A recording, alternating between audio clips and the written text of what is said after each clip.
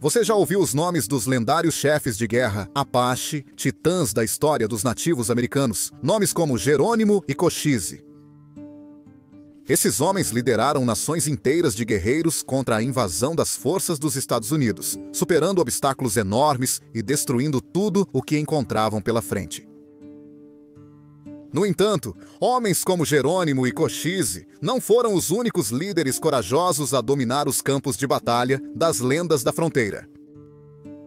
Tanto antes quanto durante seus próprios reinados, como chefes de guerra, inúmeros homens, e até mesmo algumas mulheres, se levantaram para lutar pelos direitos das terras indígenas e vingar a perda de seus povos. Uma dessas figuras foi um guerreiro Apache chamado Mangus Coloradas, também conhecido pelo seu nome anglicizado de Manga Vermelha. Por anos, Mangus liderou sua divisão membranial dos Apaches centrais em conflitos e retiradas. Primeiro, foi o governo mexicano, rivais ferrenhos dos Apaches.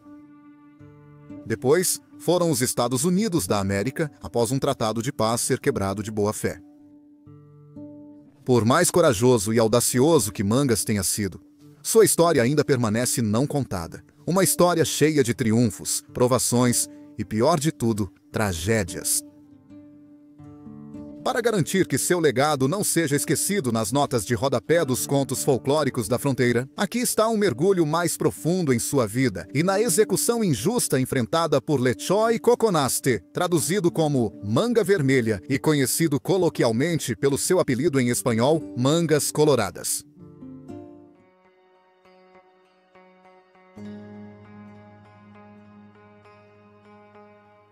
Mangas Coloradas nasceu por volta de 1793.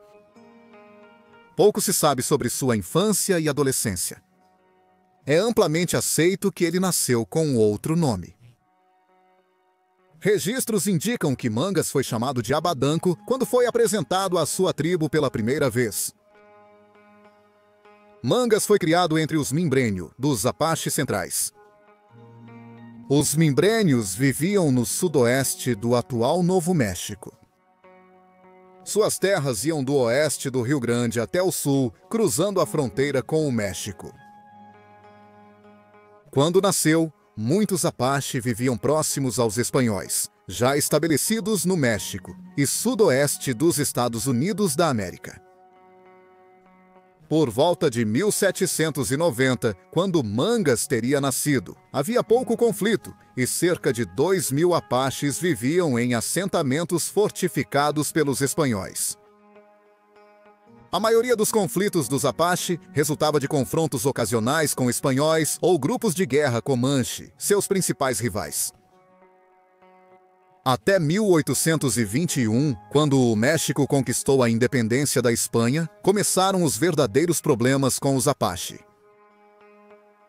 Enquanto a Espanha e as principais subdivisões Apache mantiveram relativa paz nos 30 anos antes da independência do México, o novo governo mexicano foi menos tolerante. Eles pouco analisaram os muitos tratados de paz entre tribos nativas e antigos líderes espanhóis. Na verdade, o México estava tão cansado de compartilhar espaço com as terras ancestrais dos Apache que se aliou a tribos indígenas rivais, principalmente os Comanche, numa tentativa de expulsar os Apache restantes. Relações já fragmentadas ruíram em 1831, quando as cadeias de suprimento de rações entre o governo e os presídios Apache foram abruptamente encerradas. Sem suprimentos, cerca de 2.000 Apache desses assentamentos tiveram que se dispersar e voltar às terras de origem. Essas tribos precisavam retornar rapidamente ao nomadismo de caça e coleta para se alimentar e sobreviver sem o apoio do governo mexicano. Infelizmente, muitas dessas bandas centrais Apache nunca tiveram uma oportunidade justa de voltar a assimilar seus verdadeiros modos de vida. Em outubro de 31, o governo mexicano declarou guerra aos Apache e cada nação foi acometida por uma onda de ações militares. A banda Chiricahua dos Apache foi a primeira a revidar, seguida rapidamente por forças guerreiras como os Apache Membrano da Mina de Cobre. Essa facção era liderada pelo lendário Juan José Campa, chefe de guerra corajoso, fluente em espanhol e estratégico no combate. Os ataques Apache cresceram 10 vezes até 1835, quando o governo mexicano rompeu as relações com os Apache.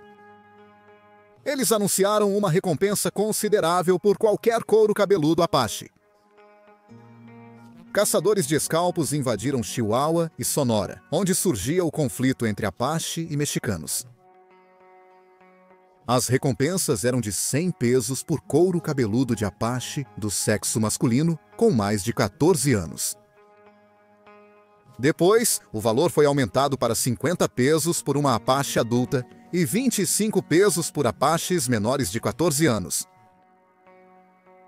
Bens do Apache morto também eram recompensa extra para caçadores de escalpos, segundo o governo de Chihuahua.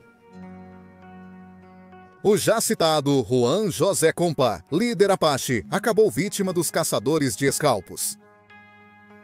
Em 1837, um comerciante americano de Sonora, chamado James Johnson, descobriu um acampamento Apache na entrada sul da Cordilheira de Animas, no sudoeste do atual Novo México. Com um canhão giratório a tiracolo e marchando ao lado de 25 condutores de mulas, tanto dos Estados Unidos da América quanto do México, Johnson lançou uma emboscada contra os cerca de 80 Apache localizados no acampamento.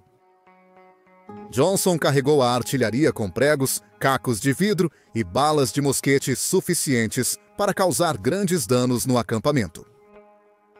20 Apaches morreram, incluindo Campa, e Johnson teve que buscar a recompensa. Esperando nos bastidores para assumir um papel de liderança entre os Apache estava ninguém menos que Mangas Coloradas.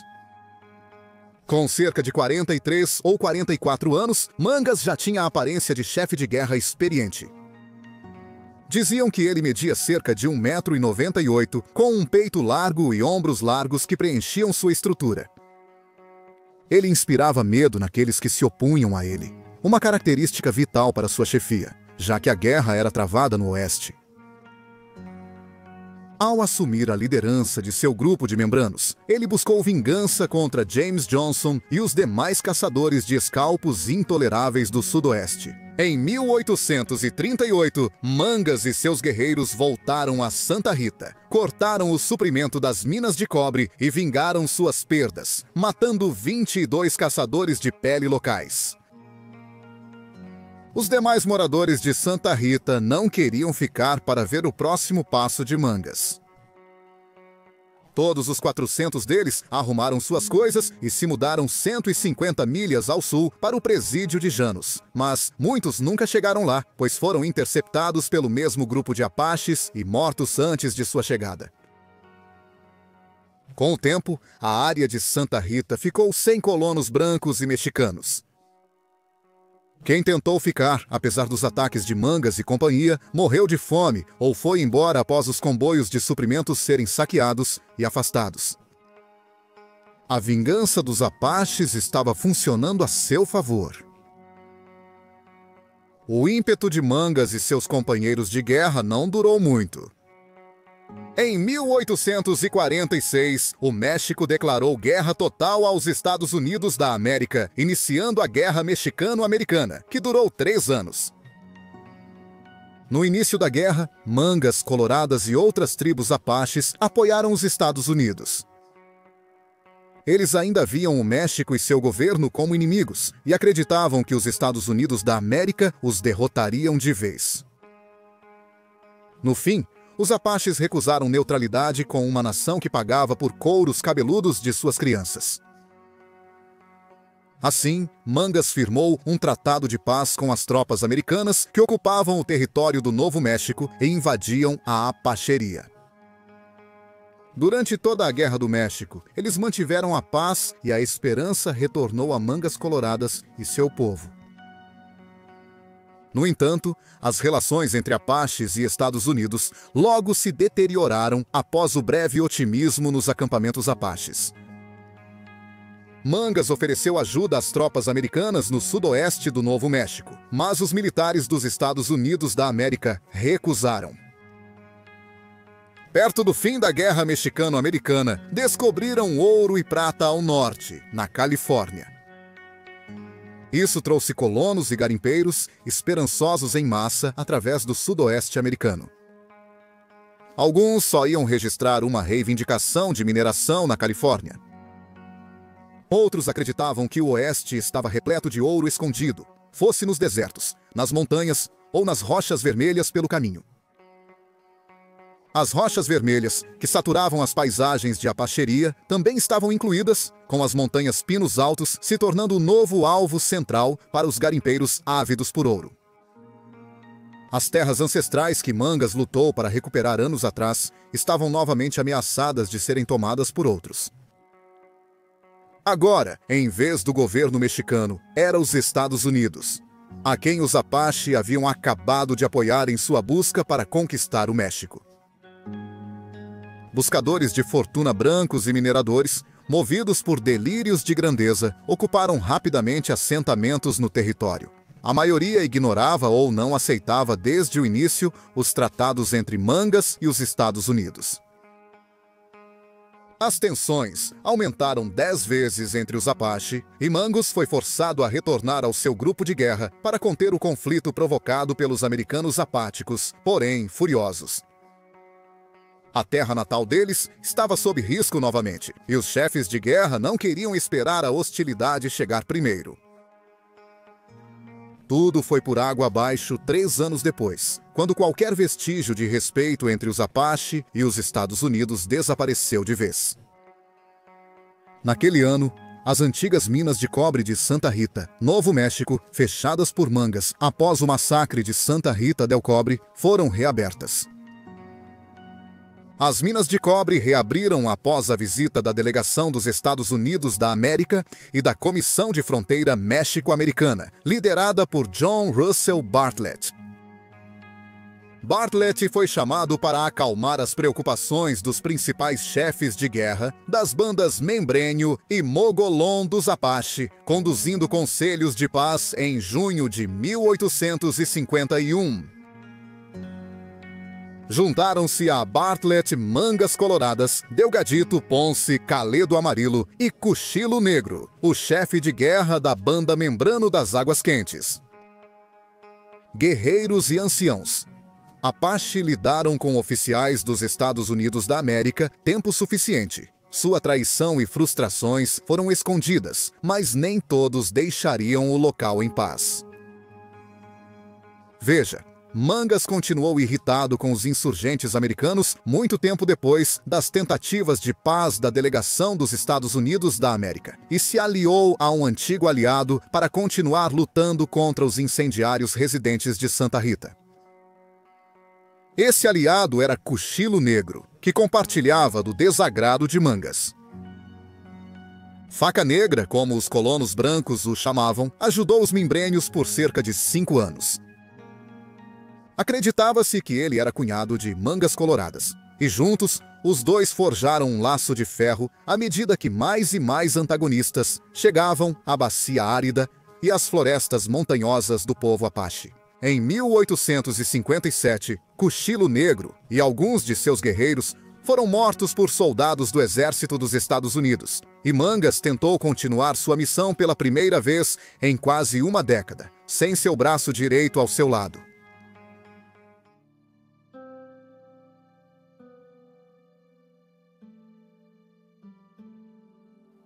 Alguns anos depois, no outono de 1860, Mangas havia reduzido sua postura agressiva em relação a ataques a assentamentos territoriais. Sua mente finalmente se voltou para a paz em vez da guerra, e ele sentiu que formar uma aliança com os americanos brancos era um plano melhor a longo prazo do que liderar grupos de ataque um após o outro até que todo o deserto estivesse marcado por sangue. Sem surpresa, os colonos não compartilhavam desses sentimentos. Após a descoberta do ferro amarelo e dos pinos altos pelos Apache, a terra dos membrênios foi tomada por instigadores. Os solos férteis foram arados, Os recursos florestais diminuíram e as montanhas perderam animais por caça excessiva ou foram destruídas por garimpeiros. O pior é que muitos colonos brancos sabiam o que irritava os Apache e frequentemente contratavam trabalhadores mexicanos, muitos deles com ódio intenso dos indígenas para suas fazendas e campos.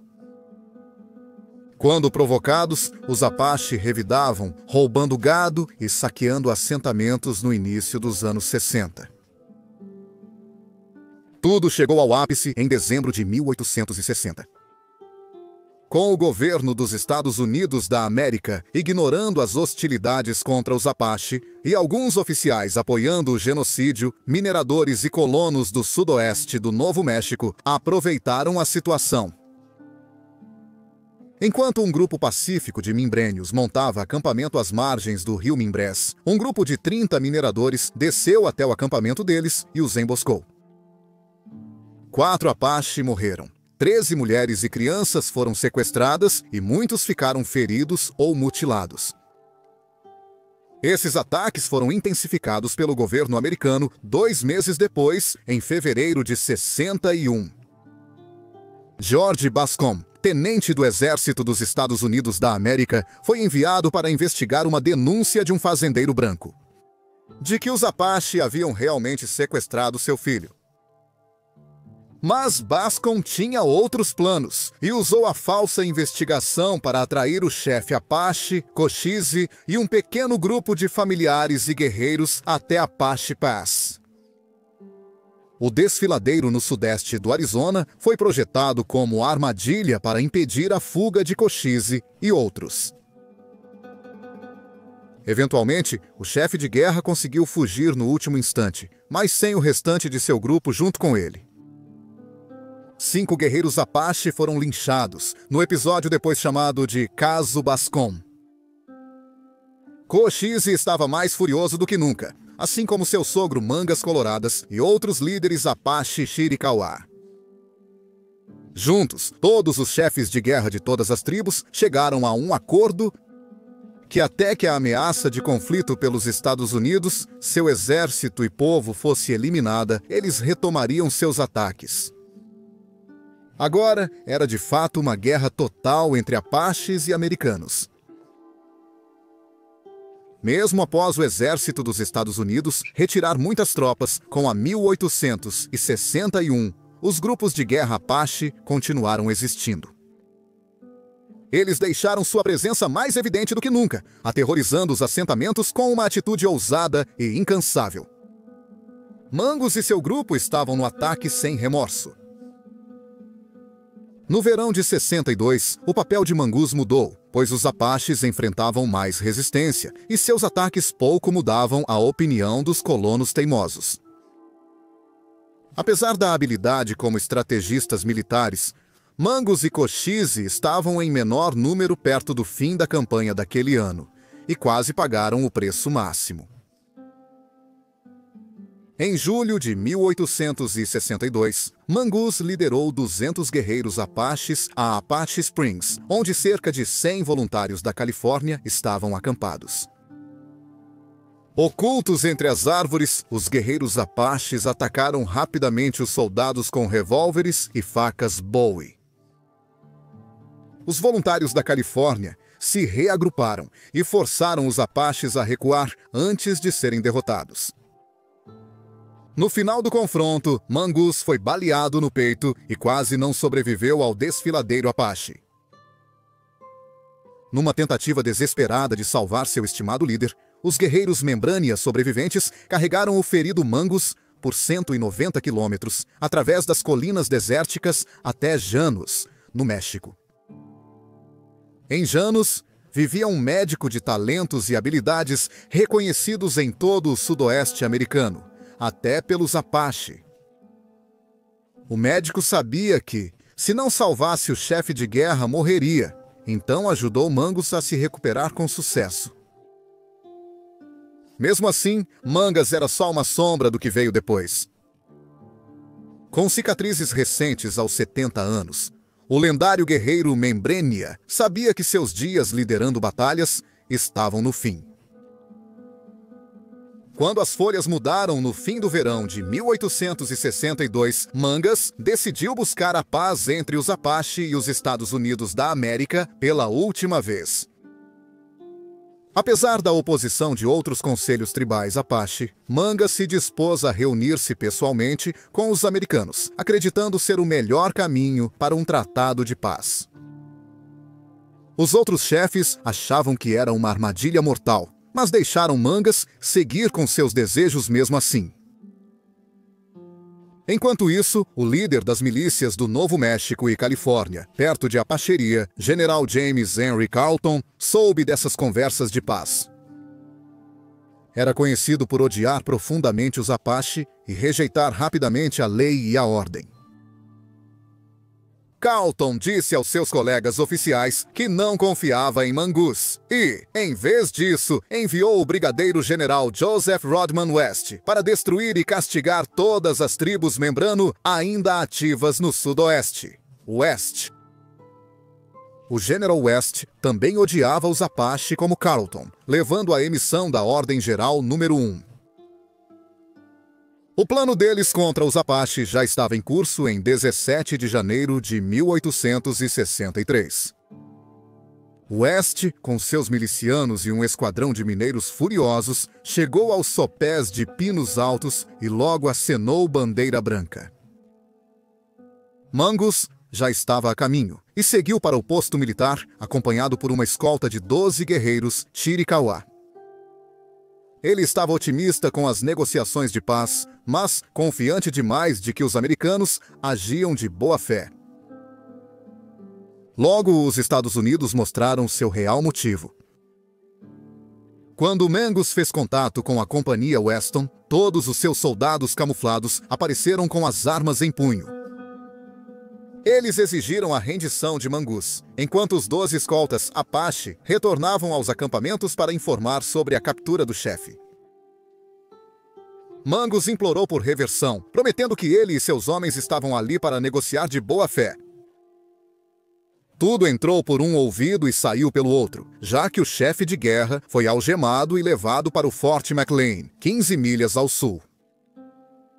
Quando chegaram, West informou a Mangus que ele seria tratado como igual e não sofreria na prisão. Então, ele se virou para o restante de seus oficiais e declarou: "Quero ele morto amanhã de manhã." Você entendeu? Eu quero ele morto. Ao anoitecer, Mangus foi colocado em uma cela de adobe improvisada, envolto em um cobertor velho para se proteger do frio. Sentinelas do Oeste estavam fora da cela para zombar e manipular o chefe de guerra, seguindo ordens de seus superiores. Durante a noite, soldados aqueceram baionetas na fogueira e torturaram Mangus, queimando as solas de seus pés com o metal em brasa. Mangus se contorcia de dor, sem ter para onde ir em sua cela de adobe. Logo, suas pernas e pés estavam queimados e com bolhas, e ele chamou os soldados de crianças antes de tentar desviar das baionetas pela última vez. Os sentinelas, exaustos da tortura, viram os movimentos encolhidos de Mangus como uma tentativa de fuga. Os homens atiraram várias vezes no chefe de guerra, matando-o enquanto ele estava encurralado contra o adobe em ruínas. Para finalizar seus crimes, os soldados enterraram o corpo de Mangas Coloradas em uma cova rasa. E no dia seguinte, eles o desenterraram, cortaram sua cabeça, a ferveram, removeram a carne e enviaram o crânio para o leste. Alguns historiadores acham que o crânio ia para o Instituto Smithsonian. O Smithsonian sempre negou categoricamente ter recebido tal entrega.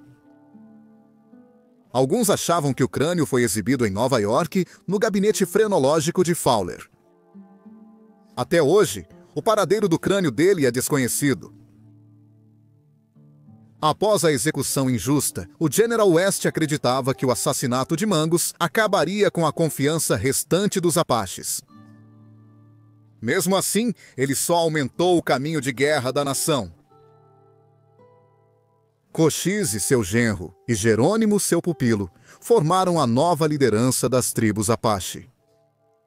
Juntos, embarcaram em uma campanha de 15 anos pelo sudoeste americano e norte do México, destruindo assentamentos e causando máximo caos, onde quer que se sentissem confrontados. Os Estados Unidos, por sua vez, só podiam culpar a si mesmos.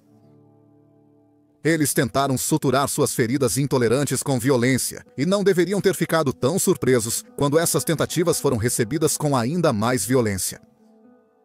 Esse era o sangue vital das guerras indígenas americanas e do Velho Oeste. Mangos Colorados é lembrado não só pela injustiça de suas últimas 24 horas, mas também por muitos outros motivos pelo povo Apache, tanto durante quanto após seu reinado. Ele era conhecido como um grande unificador das várias nações Apache, um espírito brilhante tanto na guerra quanto na paz, e uma figura imponente que conquistava o respeito de todos que o encontravam. David Roberts escreveu sobre Mangos em Quando Eles Se Moviam como o Vento. Ele escreveu o seguinte: Mangos havia buscado confederar as tribos separadas. Além de ser um mestre da diplomacia intertribal, Mangas era um gênio tático militar. Ele também era, como um chefe Apache precisava ser para manter o respeito de seus guerreiros, um campeão no combate 1 a 1. Essa é a vida e o legado de Lechói Coconasti.